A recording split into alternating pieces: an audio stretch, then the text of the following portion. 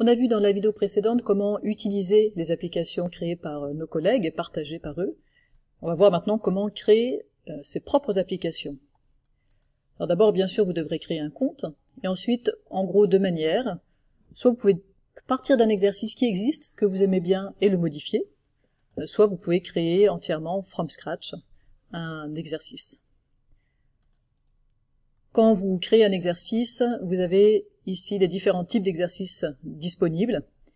Donc ce qui est jeu, c'est vraiment ce qui est en bas, un jeu du millionnaire, puzzle de classement, mots croisés, grille de lettres, pendu, jeu de paires.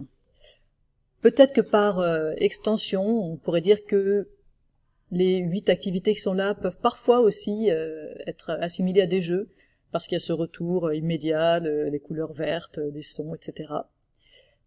Et puis vous avez ici deux choses un peu particulières. Les matrices d'applications, ça vous permet en fait de regrouper plusieurs applications qui vont pouvoir, par exemple, toutes parler d'un thème.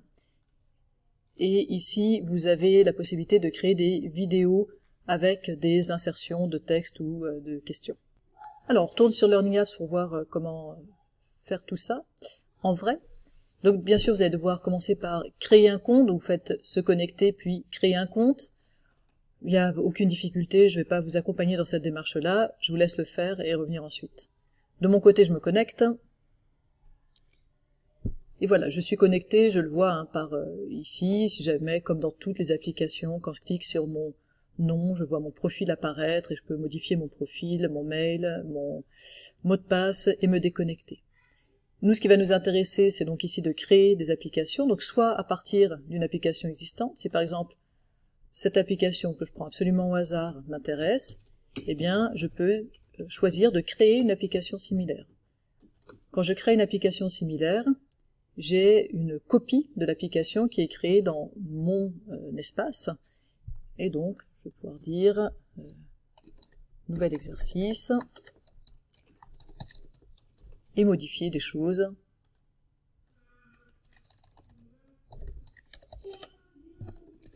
Voilà, par exemple. Donc ça n'a absolument ici aucun intérêt. Je ne vais pas non plus vous accompagner sur comment on crée chacune des applications. C'est très intuitif. Là, il s'agit de faire des paires, par exemple. On met les deux éléments de la paire, tout simplement. Et on peut mettre des éléments qui sont soit sous forme d'image, soit sous forme de texte, audio, etc. Enfin, vraiment, c'est très simple et je crois très clair. Quand vous avez terminé, vous pouvez afficher un aperçu de votre nouvel exercice, avec la consigne qui s'affiche, et puis vous pouvez tester votre exercice, vérifier qu'il marche bien, et si ça vous plaît, enregistrer l'application.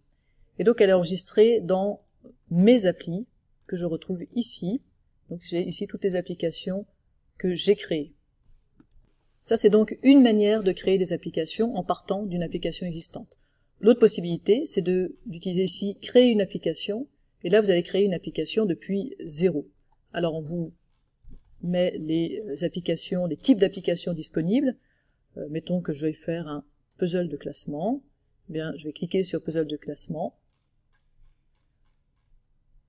On me donne des exemples de à quoi ça ressemble ces puzzles de classement. Et quand je suis effectivement satisfaite de ce type d'application, je crée une nouvelle application.